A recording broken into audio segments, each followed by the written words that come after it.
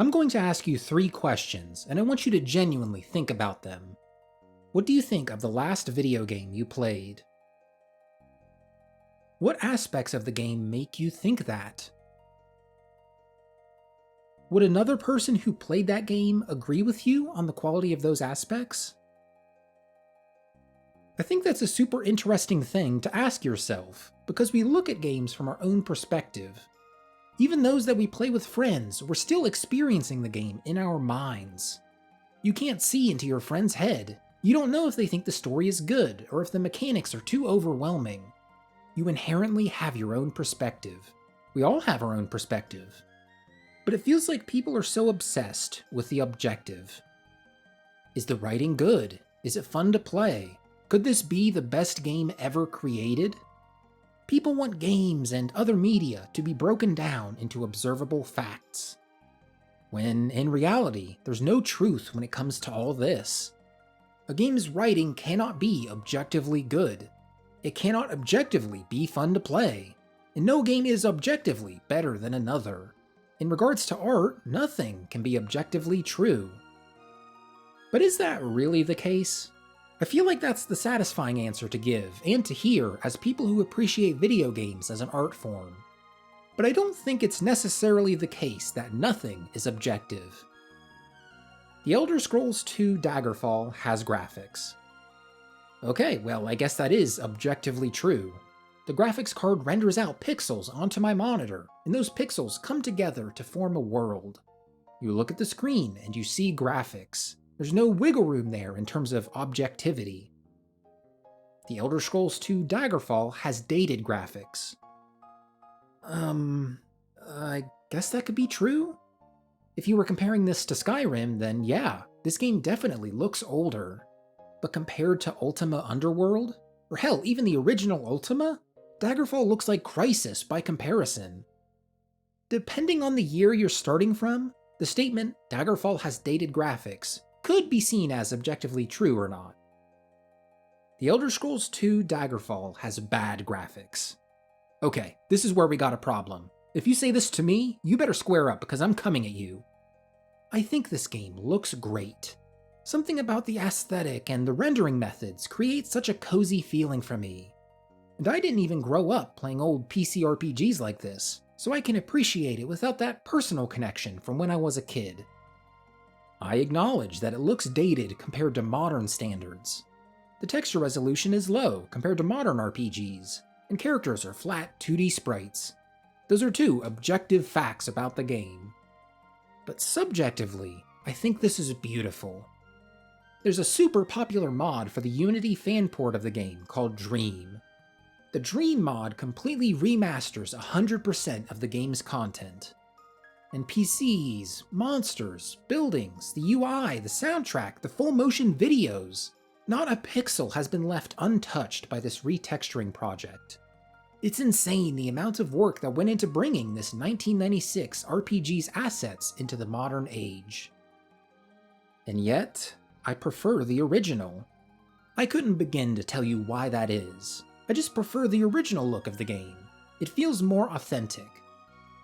I guess I know I'm playing a super old game. I kinda expect it to look like one too. Hell, that's why I'm here, for the old school vibes.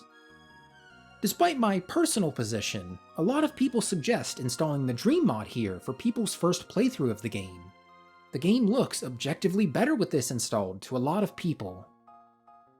All that goes to show is that there's a spectrum of objectivity. All the way from Daggerfall has graphics to Daggerfall has bad graphics, you can find little hints of objectivity until the point where it's all subjective. You can apply that to all kinds of aspects in a game. A game having bad writing is a subjective conclusion, but saying it's inconsistent with facts established earlier in the story is objective. Saying the movement is slow is subjective. Pointing out that it prioritizes realistic animations rather than being able to spin around like crazy, that's objective. I guess there's a weird language thing going on here. Because when someone says Daggerfall has bad graphics, or this game has bad writing, it's easy to hear those as an objective claim. Someone is clearly stating their subjective opinion as truth, as an observable fact that just exists. From the start of the universe with the Big Bang until the end of everything, Daggerfall has had, does have, and will always have bad graphics. But in reality, it's a subjective statement. Daggerfall has bad graphics isn't a statement that speaks to any core truths we can observe in nature. It's shorthand for Daggerfall has bad graphics, in my opinion. Emotivism is a meta-ethical theory that deals with this exact concept. Emotivism says claims and judgments we make don't speak to any fact of the matter. Rather, they're the expression of the emotions we feel about the topic. For example, if you say kicking puppies is bad, then you aren't making an objective claim about the observable universe. Instead, you're just saying, I don't like kicking puppies. Your worldview, with all the biases and beliefs you've accumulated all your life, has led you to the subjective conclusion that kicking puppies is a bad thing. So you outwardly say, kicking puppies is bad, but the true meaning of what you're saying is, kicking puppies is bad, in my opinion. I think once you realize that, it's a lot easier to trudge through game review discourse. This outlet says it's bad, this outlet says it's great. A tweet just got 3,000 likes saying it's the worst thing ever. None of those claims are objective. They're all, quote, objective from the speaker's point of view. The problem comes from the fact that that's not an intuitive conclusion to reach on your own. You hear someone say, Grand Theft Auto San Andreas is the worst game in the series, and you can already imagine the comments people are typing up. They're all writing to convince the speaker that they're wrong and they need to see the error of their ways. San Andreas is actually the best game in the series because the writing is great, the missions are great, the world is great, and blah blah blah. But both groups are wrong. San Andreas is nothing in a vacuum. If a copy of San Andreas is laying on the ground in the woods, is that disc a good game? No, because it's just a bunch of code that exists to be executed whenever someone hits the power button on the console. Like I said earlier, there's a breaking down of language here. People will see someone make a claim about a game and feel attacked by it. I loved playing San Andreas, and this guy says it's the worst? Who's he to say this game that I loved is the worst game ever made? People make these claims in the first place without even thinking about it. I've made claims that Dragon Quest XI is objectively one of the best RPGs ever. And I've said that even after acknowledging that there's a distinction between subjective and objective claims. I know that art is subjective and all that, but Dragon Quest XI? That's genuinely a perfect RPG. It's so easy to fall into the trap of wanting to make an objective claim. You want to root for the thing you like, so you call something that's your favorite the best. But if all I just laid out is anything to go by, your favorite and the best of all time are one and the same to an individual. They're effectively synonyms in this meta-ethical framework, which is fine when you're on the same page with everyone, but not everyone is. So I say, just to make discourse more clear and understandable in the world, try to directly speak to your subjective experience. Outwardly comment on how a game or a piece of media affected you. Don't say, this game's writing is good. Say, this game's writing resonated with me because of blah blah blah.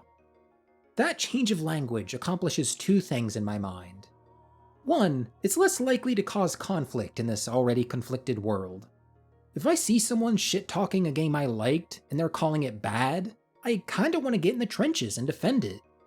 But if someone says, the writing kinda fell flat for me because of insert reasons here, then I can't really fault them for that. That's their experience. I can't change how they experience the game. Language like that primes the reader to be a bit more accepting. And two, I think you're being more honest to yourself. Understand where your biases come from and be more upfront about them. Learn about what you like in games and be able to talk about how they affected you. Me? I love a really good party in a game. Seeing characters interact in both mundane and dangerous moments brings an authenticity to the group. And I love when a game goes out of its way to show the breadth of interactions between a small team. That's one of the many things that, if your game has it, it'll probably resonate with me. See if you can think of any specific things you love to come across in a game. Leave it in the comments if you think of anything. I want to see what you guys come up with. I will be honest here and say it's really hard to keep up with this whole don't speak objectively thing. It's so ingrained in our culture to talk about things that way, I can't really expect anyone, myself included, to never talk like that again. So at the very least, understand that if someone is making an objective claim regarding art, it's coming from a subjective place. In their opinion, that game is the best game of all time. Don't take it personally.